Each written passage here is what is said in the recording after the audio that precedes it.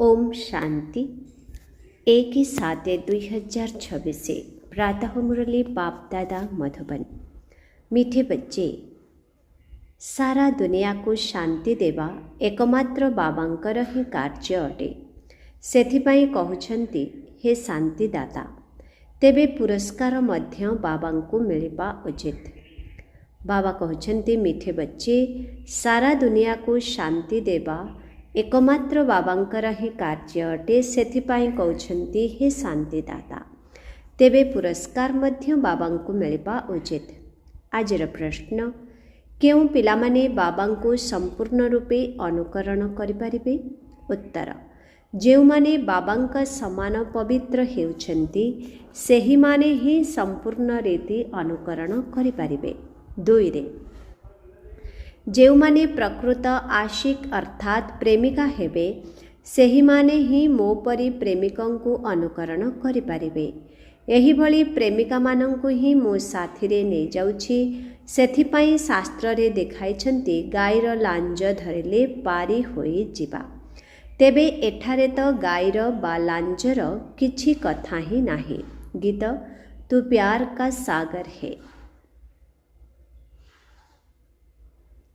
तू प्यार का सागर है, तेरे एक बूंद के प्यासे हम, तेरे एक बूंद के प्यासे हम, तू प्यार का सागर है। ओम शांति। बाप दादा 2 जन अछंती ना? एबे पिलामाने एहा तो जानि जाइछंती जे आत्मा मानंकर पिता शिव बाबा अटंते। यही कथा मध्य तुमे जानिछ जे मो पतित पावन अटे, निराकार अटे। तुमे माने मध्य निराकार अट, शांत स्वरूप अट। निराकार पिता मध्य शांत स्वरूप अटंती, आत्मा मध्य शांत स्वरूप अटे। आत्मार स्वधर्म ही हेउछि शांति। तुमर निवास स्थान हेउछि शांति धाम। जेतेबेले यज्ञ आदि रचना करिथांती तेबे कहिथांती शांतिदाता, कारण शांतिर सागर तो सेही परमात्मा अटंते। सारा दुनिया को शांति देला वाला सेही पिता अटंते। एभली बहुत अछंती जेउमानंको शांति स्थापना पई पुरस्कार मिलिथाए। जदि केबे काहाको प्राइज मिलिथाए तेबे कुहा जाए ये शांति स्थापन करिबार निमित्त होइछंती। सेथिरे बहुत विख्यात लोकमानंकर नाम नै थांती। तेबे शांति तो दरकार सारा दुनिया को, नचेत अशांति रे रहिला वाला अन्य मानंकु मध्य अशांति करिबे। एहा ही हेउछि रावण राज्य। रावण तो शत्रु अटे ना। रामंको शत्रु कुहाजिब नाही। रामंकर केबे पुतलिका जलाई न थांते, ना त्रेतया जुगर रामंकर, ना परमपिता परमात्मांकर। रामराज्य तो समस्ते चाहुछंती, किंतु रामराज्य काहाकू कुहा जाउछि ए कथा मध्य केही जानि नाहांती। केवल कहउछंती नुआ दुनिया हेउ, नुआ दिल्ली रे रामराज्य हेउ। नुआ दिल्ली कहउछंती, एमिति तो बहुत नाम रखी देउछंती। दिल्ली समस्तंकर राजधानी होइथाए। दिल्ली ही परिस्तान बा स्वर्ग थिला। राधा कृष्ण को मध्य सेहिठारे ही देखाउछंती। यही 2 जन ही मुख्य राजकुमार एवं राजकुमारी अटंते। केवल 2 जन नुहंती, निश्चित आउ मध्य थिबे। 8 पीढ़ी राजत्वर मध्य गायन अछि। बुद्धि द्वारा बुझिबा दरकार। सत्य जुगरे निश्चित आहुरी राजवंश थिबे। एठारे मध्य देख केते गुड़िए राजवंश अछंती। धीरे धीरे वृद्धि होई होई अनेक होई जाइछंती। अमुक अमुक ग्रामर महाराजा, छोट छोट ग्राम मध्य अनेक अछि ना। सत्य जुगरे एते सबु राजा नथिले। सेठारे त लक्ष्मी नारायणंकर ही नाम विख्यात होइथाए। 2500 वर्ष पर्यंत सेमानंकर राजत्व चलिथिला। ମନୁଷ୍ୟ କହୁଛନ୍ତି ଲକ୍ଷ ଲକ୍ଷ ବର୍ଷ ହେଲାଣି। ଏହା ମଧ୍ୟ ବିଚାର କରିବାର କଥା। ଏହା ହେଉଛି ଆତ୍ମାମାନଙ୍କ ପାଇଁ ଭୋଜନ। ବାବା ଏହି ଆତ୍ମିକ ଭୋଜନ ଦେଉଛନ୍ତି ତୁମମାନଙ୍କର ବୁଦ୍ଧିକୁ ଏବଂ ଆତ୍ମାକୁ। ତୁମମାନଙ୍କର ବୁଦ୍ଧିର ତାଲା ଏବେ ଖୋଲି ଯାଇଛି। ଋଷି ମୁନି ଆଦି ସମସ୍ତେ କହୁଥିଲେ ଆମେ ରଚୟିତା ଏବଂ ରଚନାକୁ ଜାଣିନାହୁଁ। ଏବେ ତୁମେ ପିଲାମାନେ ଏପରି କହିବ ନାହିଁ। ତୁମେ ତ ରଚୟିତା ଏବଂ ରଚନାର ଆଦି ମଧ୍ୟ ଅନ୍ତକୁ ଜାଣିଯାଇଛ। ତୁମେ ନିଜର 84 ଜନ୍ମର ଚକ୍ରକୁ ମଧ୍ୟ ଜାଣିଯାଇଛ। ଆଦି ସମୟରେ ତୁମେ ଦେବୀ ଦେବତା ଥିଲ। ପୁଣି ମଧ୍ୟ ସମୟରେ ରାବଣର ପ୍ରବେଶତା ହେବା କାରଣରୁ ବିକାରୀ ହୋଇଗଲ। ଏବେ ହେଉଛି ଅନ୍ତ ସମୟ। ତୁମେ ଜାଣିଛ ଏବେ ଏହି ପୁରୁଣା ଦୁନିଆର ବିନାଶ ହୋଇ ପୁନର୍ବାର ନୂଆ ଦୁନିଆ ଆରମ୍ଭ ହେବ। ଆରମ୍ଭରେ ରାମରାଜ୍ୟ ହେବ। ମଧ୍ୟ ସମୟରୁ ରାବଣ ରାଜ୍ୟ ଆରମ୍ଭ ହୋଇଥାଏ। ଏବେ ରାବଣ ରାଜ୍ୟ ସମାପ୍ତ ହୋଇ ପୁନର୍ବାର ରାମରାଜ୍ୟ ଆରମ୍ଭ ହେବ। ନରରୁ ନାରାୟଣ ହେବାର ଅଛି ନା। ଏହା ହେଉଛି ସତ୍ୟନାରାୟଣ କଥା ବା କାହାଣୀ। ତୁମେ ଜାଣିଛ ସର୍ବଶାସ୍ତ୍ରମୟୀ ଶିରୋମଣି ଶ୍ରୀମଦ୍ ଗୀତା ଅଟେ। ତୁମକୁ ଶ୍ରୀମତ ମିଳୁଛି ଶ୍ରେଷ୍ଠ ହେବା ପାଇଁ। ଶ୍ରୀ କୁହାଯାଏ ଶ୍ରେଷ୍ଠକୁ। ପିଲାମାନେ ଜାଣିଛନ୍ତି ଏକମାତ୍ର ଗୀତା ଶାସ୍ତ୍ର ହିଁ ଅଟେ ଯାହାକୁ ଦେବୀ ଦେବତା ଧର୍ମର ଶାସ୍ତ୍ର କୁହାଯାଏ। ଯାହାଦ୍ୱାରା ସଙ୍ଗମ ଯୁଗରେ ଦେବତା ଧର୍ମର ସ୍ଥାପନା ହୋଇଥାଏ। ସତ୍ୟ ଯୁଗରେ ତ କେହି ପତିତ ନଥାନ୍ତି ଯାହାକୁ ପାବନ କରିବେ। ଏବେ ତୁମକୁ ବାବା ବୁଝାଉଛନ୍ତି ଯେ ଗୀତାକୁ ପତିତ ପାବନୀ କୁହାଯାଇ ପାରିବ ନାହିଁ। ଗୀତା ଦ୍ୱାରା ପାବନ ହୋଇପାରିବ ନାହିଁ। ଗୀତାର ଭଗବାନଙ୍କୁ ପତିତ ପାବନ କୁହାଯାଏ। ଏହି କଥାକୁ ଭଲ ଭାବରେ ମନେ ରଖ। ଗୀତା ହେଉଛି ଆଦି ସନାତନ ଦେବୀ ଦେବତା ଧର୍ମର ଶାସ୍ତ୍ର। ଗୀତା ଜ୍ଞାନ ଦିଆଯିବା ସମୟରେ ହିଁ ଭୟଙ୍କର ମହାଭାରତ ଯୁଦ୍ଧ ଲାଗିଥିଲା, ଯାହାଦ୍ୱାରା ଅନେକ ଧର୍ମର ବିନାଶ ହୋଇ ଗୋଟିଏ ଧର୍ମର ସ୍ଥାପନା ହୋଇଥିଲା। ଗୀତା ପାଇଁ କୁହାଯାଉଛି ଦେବୀ ଦେବତା ଧର୍ମର ଶାସ୍ତ୍ର। ବ୍ରାହ୍ମଣମାନଙ୍କର ଶାସ୍ତ୍ର କୁହାଯାଏ ନାହିଁ। ବ୍ରାହ୍ମଣମାନଙ୍କର ନାମ ଗୀତାରେ ନାହିଁ। ପରମ ପିତା ପରମାତ୍ମା ହିଁ ଆସି ବ୍ରହ୍ମାଙ୍କ ଦ୍ୱାରା ଏହି ସମସ୍ତ ବେଦ ଶାସ୍ତ୍ର ଆଦିର ସାର କଥା ଶୁଣାଉଛନ୍ତି। ଏବେ ତୁମେ ଜାଣୁଛ ଯେ ସତ୍ୟ ଯୁଗରେ ତ ବ୍ରାହ୍ମଣ ନଥାନ୍ତି। ସେଠାରେ ହେଲେ ଲକ୍ଷ୍ମୀ ନାରାୟଣ ଦେବତାମାନେ। ବ୍ରହ୍ମାଙ୍କ ପରେ ହେଲେ ବିଷ୍ଣୁ। ଚିତ୍ରରେ ମଧ୍ୟ ଦେଖାଯାଇଛି ବ୍ରହ୍ମାଙ୍କ ଦ୍ୱାରା ବିଷ୍ଣୁପୁରୀର ସ୍ଥାପନା ହେଉଛି। ବ୍ରହ୍ମା ଏବଂ ବିଷ୍ଣୁ ଏକାଠି ତ ରହିବେ ନାହିଁ। ବ୍ରହ୍ମାଙ୍କ ଦ୍ୱାରା ଦେବୀ ଦେବତା ଧର୍ମର ସ୍ଥାପନା ହେବ। ଏସବୁ ବିସ୍ତାରରେ ବୁଝିବାର କଥା। ଏବେ ତୁମେ ପିଲାମାନେ ଶିବ ବାବାଙ୍କ ଠାରୁ ସ୍ୱର୍ଗର ସମ୍ପତ୍ତି ନେଉଛ। ତୁମେମାନେ ସେହି ସମ୍ପତ୍ତିର ହକଦାର ଅଟନା। ମୁଖ୍ୟ ଧର୍ମଶାସ୍ତ୍ର ହେଲା 4ଟି। ଶ୍ରୀମଦ୍ ଭଗବତ ଗୀତା ହେଲା ନମ୍ବର 1, 1 ନମ୍ବର ଶାସ୍ତ୍ର ଯାହାଦ୍ୱାରା ସର୍ବଶ୍ରେଷ୍ଠ ଧର୍ମର ସ୍ଥାପନା ହୋଇଛି। ତାପରେ ଅଛନ୍ତି ଇସଲାମୀ ଏବଂ ବୌଦ୍ଧୀ। ଏକମାତ୍ର ଗୀତା ହିଁ ଅଟେ ଯେଉଁଥିରେ ଶ୍ରୀମଦ୍ ଭଗବତ ଗୀତା ଲେଖା ହୋଇଛି। ଆଉ କୌଣସି ଶାସ୍ତ୍ରରେ ଶ୍ରୀମତ ଶବ୍ଦ ନାହିଁ। ଶ୍ରୀମଦ୍ ଇସଲାମୀ ବା ଶ୍ରୀମଦ୍ ବୌଦ୍ଧୀ ଶାସ୍ତ୍ର ଗାୟନ କରାଯାଏ ନାହିଁ। ଶ୍ରୀମଦ୍ ଭଗବତ ଗୀତା ହିଁ ହେଉଛି ଗୋଟିଏ। ତାହାଦ୍ୱାରା କେଉଁ ଧର୍ମ ସ୍ଥାପନ କରାଗଲା?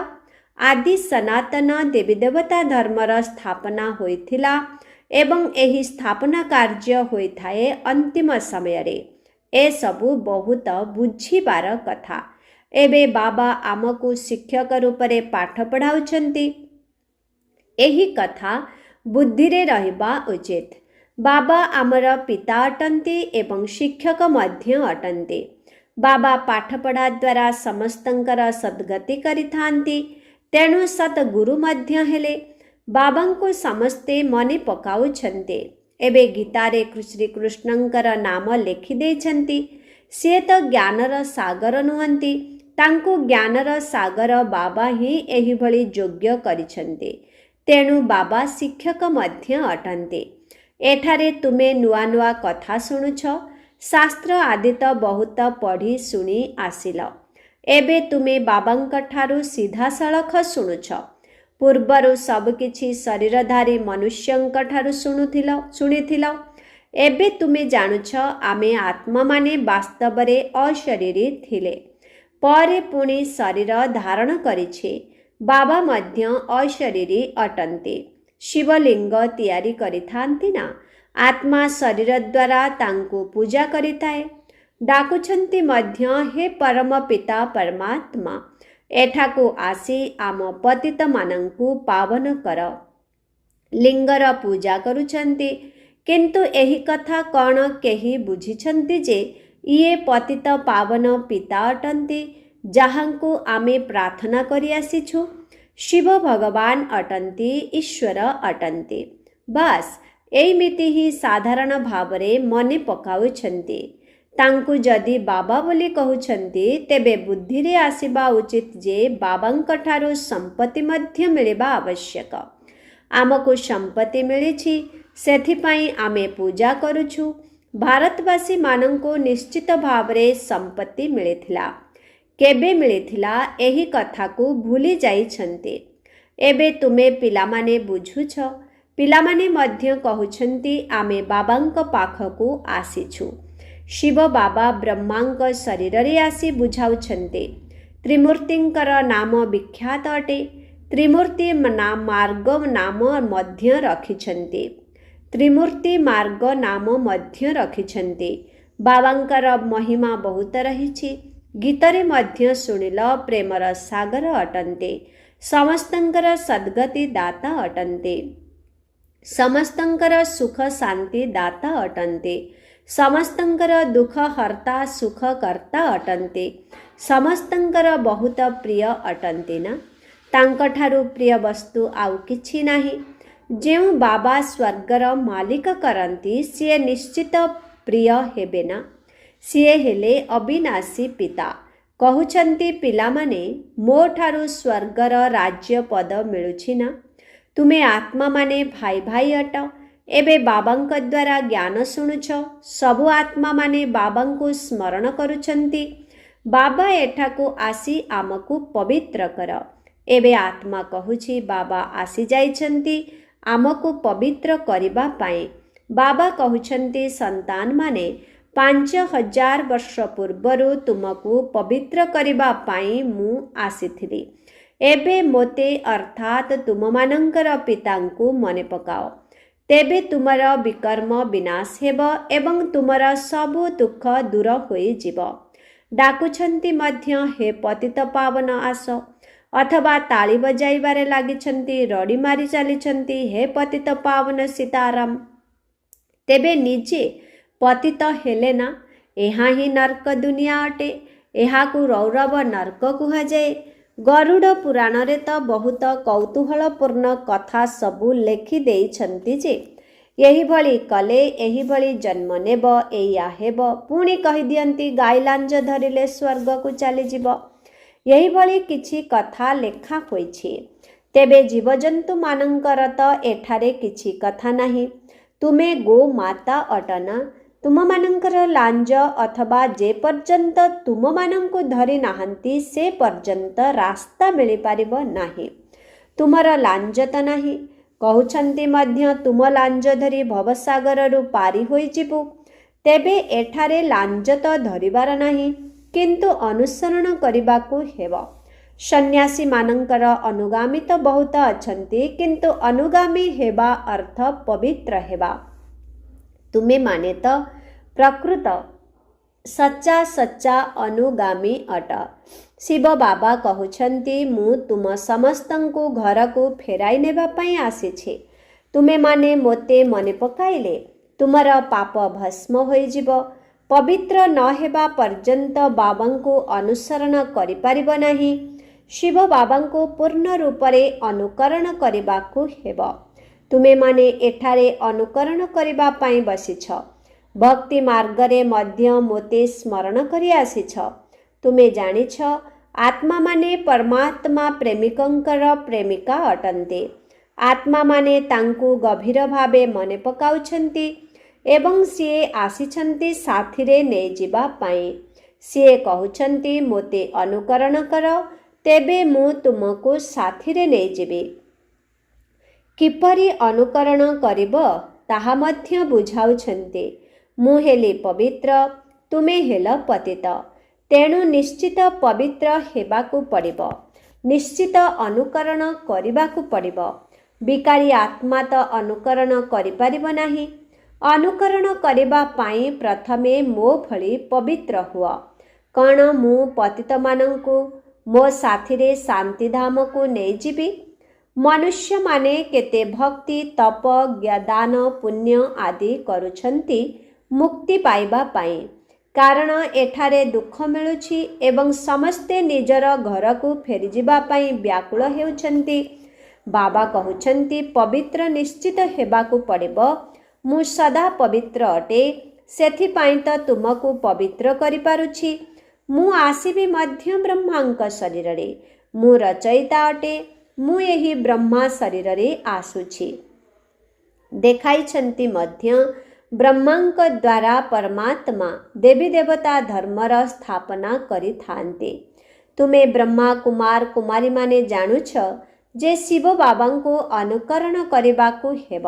ବାବା କହୁଛନ୍ତି ମୋତେ ମନେ ପକାଇଲେ ମୁଁ ପ୍ରତିଜ୍ଞା କରୁଛି ତୁମକୁ ପବିତ୍ର ଦୁନିଆକୁ ନେଇଯିବି। ଏହା ବିନା ଆଉ କୌଣସି ଉପାୟ ନାହିଁ। ଯେତେବେଳେ କହୁଛନ୍ତି ହେ ପତିତ ପାବନ, ସେହି ସମୟରେ ହୁଏତ ଦୃଷ୍ଟି ଉପରକୁ ଯାଏ, ନଚେତ୍ ପାଣିକୁ ଦେଖିଥାନ୍ତି। ଗଙ୍ଗା ତ ପତିତ ପାବନୀ ନୁହେଁ, ଏସବୁ ତ ସାଗରରୁ ବାହାରିଥିବା ନଦୀ ଅଟନ୍ତି। ତେବେ ଲାଞ୍ଜ ତ ତୁମର ଧରିବା ଉଚିତ। ବାବା କହୁଛନ୍ତି ତୁମକୁ ପବିତ୍ର ହେବାର ଅଛି, ମୋତେ ଅନୁକରଣ କରିବାର ଅଛି, ତେବେ ଯାଇ ସାଥିରେ ଯାଇପାରିବ। ବାବା କହୁଛନ୍ତି ତୁମେମାନେ ମୋ ସାଥିରେ ନିବାସ କରୁଥିଲ, ଏବେ 84 ଜନ୍ମର ଚକ୍ର ଲଗାଇ ପତିତ ହୋଇଯାଇଛ। ଏବେ ପୁଣି ମୋତେ ଅନୁକରଣ କଲେ ଯାଇ ପବିତ୍ର ହୋଇଯିବ। ସନ୍ନ୍ୟାସୀମାନେ ମଧ୍ୟ ଗୃହସ୍ଥୀମାନଙ୍କୁ କୁହନ୍ତି ଯଦି ଅନୁକରଣ କରିବାର ଅଛି ତେବେ ଘର ଗୃହସ୍ଥକୁ ଛାଡ଼। ବାବା କହୁଛନ୍ତି ମୁଁ ପରମଧାମରେ ରହୁଛି, ତୁମେ ମଧ୍ୟ ସେଠାକୁ ଯିବ ନା? ଏହି ବିଷୟ ସାଗର ଭିତରେ ରହିବାକୁ ବାବା କହୁଛନ୍ତି ମୁଁ ପରମଧାମରେ ରହୁଛି, ତୁମେ ମଧ୍ୟ ସେଠାକୁ ଯିବ ନା? ଏହି ବିଷୟ ସାଗର ଭିତରେ ରହିବାକୁ ଭଲ ଲାଗୁଛି? ତୁମେ ତ ଡାକି ଆସିଛ ହେ ପତିତ ପାବନ ଆସ। ଏବେ ବାବା ଆସି ସାଥିରେ ନେଇଯାଉଛନ୍ତି। ପ୍ରତ୍ୟେକ କଳ୍ପରେ ଆସି ତୁମକୁ ସାଥିରେ ନେଇଯାଉଛି। ପୁଣି ସତ୍ୟଯୁଗରେ ତୁମେ ବହୁତ ସୁଖରେ ରହୁଛ। ଏହି ଲକ୍ଷ୍ମୀ ନାରାୟଣ ସ୍ୱର୍ଗର ମାଲିକ ଥିଲେ ନା? ଏମାନଙ୍କୁ ଏତେ ସୁଖ ଦେଲାବାଲା କିଏ? ସ୍ୱର୍ଗୀୟ ଈଶ୍ୱର ପିତା। ବାବା ସ୍ମରଣ କରାଇ ଦେଉଛନ୍ତି ଯେ ତୁମେ ମୋର ଜନ୍ମୋତ୍ସବ ପାଳନ କରୁଛ। ପରମ ପିତା ପରମାତ୍ମାଙ୍କର ଜୟନ୍ତୀ ସବୁ ଭାରତବାସୀମାନେ ପାଳନ କରୁଛନ୍ତି। ଏହା ମୋର ଜନ୍ମସ୍ଥାନ ଅଟେ। ଖ୍ରୀଷ୍ଟିଆନମାନେ କେବେ ହେଲେ ଶିବ ଜୟନ୍ତୀ ପାଳନ କରନ୍ତି ନାହିଁ। ସେମାନେ ତ ଯୀଶୁଖ୍ରୀଷ୍ଟଙ୍କୁ ମାନନ୍ତି। ଶିବ ଜୟନ୍ତୀ ତ ଭାରତବାସୀ ପାଳନ କରୁଛନ୍ତି। ଭାରତ ସମସ୍ତଙ୍କର ପତିତ ପାବନ ପିତାଙ୍କର ଜନ୍ମସ୍ଥାନ ଅଟେ। ବାବା ସମସ୍ତଙ୍କୁ ସୁଖ ଦେଇଥାନ୍ତି, ସମସ୍ତଙ୍କର ମୁକ୍ତିଦାତା ଅଟନ୍ତି। ତେଣୁ ଭାରତ କେତେ ଶ୍ରେଷ୍ଠ ଅଟେ। ବାବା ଜାଣିଛନ୍ତି ଡ୍ରାମା ଅନୁସାରେ ଯେତେବେଳେ ମୋର ସନ୍ତାନମାନେ ବହୁତ ଦୁଃଖୀ ହୋଇଯାଆନ୍ତି ସେତେବେଳେ ମୁଁ ସମ୍ପତ୍ତି ଦେବା ପାଇଁ ଆସିଥାଏ। ବାବା ହେଉଛନ୍ତି ଜ୍ଞାନର ସାଗର, ସୁଖର ସାଗର। ପିଲାମାନଙ୍କୁ ସମ୍ପତ୍ତି ଦେଉଛନ୍ତି, କହୁଛନ୍ତି ମୋତେ ଫଲୋ ଅର୍ଥାତ୍ ଅନୁକରଣ କର। ଏ କଥା ତୁମେ ଜାଣିଛ ଯେ ଆମେ ଆତ୍ମାମାନେ ବିକାରୀ ଅଟୁ, ସେଥିପାଇଁ ଏହି ଶରୀର ମଧ୍ୟ ବିକାରୀ ଅଟେ। ସତ୍ୟ ଯୁଗରେ ଆତ୍ମା ପବିତ୍ର ଥିବାରୁ ଶରୀର ମଧ୍ୟ ପବିତ୍ର ମିଳିଥାଏ। ଏବେ ବାବା କହୁଛନ୍ତି ପିଲାମାନେ ପବିତ୍ର ହୁଅ। ବାବାଙ୍କ ସ୍ମୃତି ଦ୍ୱାରା ହିଁ ତମୋ ପ୍ରଧାନରୁ ସତୋ ପ୍ରଧାନ ହେବ। ଆଚ୍ଛା, ମିଠେ ମିଠେ ଶିଖିଲାଦି ସନ୍ତାନମାନଙ୍କ ପ୍ରତି ମାତ ପିତା ବାପ ଦାଦାଙ୍କର ମଧୁର ସ୍ନେହ ସମ୍ପନ୍ନ ଶୁଭେଚ୍ଛା ଏବଂ ସୁପ୍ରଭାତ। ଆତ୍ମିକ ପିତାଙ୍କର ଆତ୍ମିକ ସନ୍ତାନମାନଙ୍କୁ ନମସ୍ତେ। ଆତ୍ମିକ ସନ୍ତାନମାନଙ୍କର ଆତ୍ମିକ ପିତାଙ୍କୁ ଓମ୍ ଶାନ୍ତି, ଗୁଡ୍ ମର୍ଣ୍ଣିଂ। नमस्ते नमस्ते नमस्ते नमस्ते नमस्ते। शुक्रिया बाबा, शुक्रिया। ओम शांति। धारणा पाई मुख्य सार 1 नंबर, बाबांक ठारू स्वर्गर संपत्ति पाइबा पाई मु आत्मा भाई भाई अटे यही स्मृति को पक्का करने को हेब। समस्तंक सहित बहुत स्नेहरे रहिबाकु हेब। जेमिति बाबा प्रियरु प्रिय अटंती सेहिपरि प्रिय हेबाकु पड़िब। 2 नंबर, बाबांक समान पवित्र होई बाबांकु संपूर्ण रूपे अनुकरण करिबाकु हेब। बाबांक साथी शांतिधाम घर को फेरिबाकु हेले पवित्र निश्चित हेबाकु पड़िब। वरदान, निर्बल आत्मा मानंक भितरे सर्वशक्तिर बल भरुथिबा ज्ञानदाता तथा वरदाता भव। वर्तमान समय रे निर्बल आत्मा मानंक भितरे सेतिकी शक्ति नहीं जहाँकि लंफ देई आगकू बढ़ी पारिबे। तेणु सेमानंकु अतिरिक्त शक्ति आवश्यक। सेथिपाई तुम भली विशेष आत्मा मानंकु निज भितरे विशेष शक्ति भरी करी सेमानंकु लंफ देई उपरकू उठिबार योग्य करिबाकू हेब। एथिपाई ज्ञानदाता हेबा सहित शक्ति गुड़िकु प्रदान करुथिबा वरदाता हुआ, कहींकिना रचयितार प्रभाव रचना उपरे निश्चित पड़े थाए। सेथिपाई वरदानी होई रचना को सर्वशक्ति गुड़िकु वरदान रूपरे दियो। एबे एही सेवार आवश्यकता रहिछि। स्लोगन, जदि साक्षी स्थिति रे रही सबु खेल देखिब तेबे सुरक्षित मध्य रहिब एवं मजा मध्य लागिब। ओम शांति। आजिर अव्यक्त इशारा, ज्वाला स्वरूप स्थिति रे रही शक्तिशाली जोगर अनुभव कर। तुमे महान तपस्वी आत्मा माने निजर ज्वाला स्वरूप शक्तिशाली जोग द्वारा प्राप्तिर किरण गुड़िकर अनुभूति कर एवं अन्य मानंकु मध्य कराओ। तुम मानंकर तपस्वी स्वरूप अन्य मानंकु दान करिवार स्वरूप अटे। जेपरी सूर्य सारा विश्व को आलोक प्रदान करने सहित अनेक गुड़िए विनाशी प्राप्ति गुड़िकर अनुभूति मध्य कराई थाए, सेहिपरि तुमे माने मध्य निजर तपस्वी स्वरूप द्वारा शांतिर एवं शक्तिर किरण देई चाल। ओम शांति।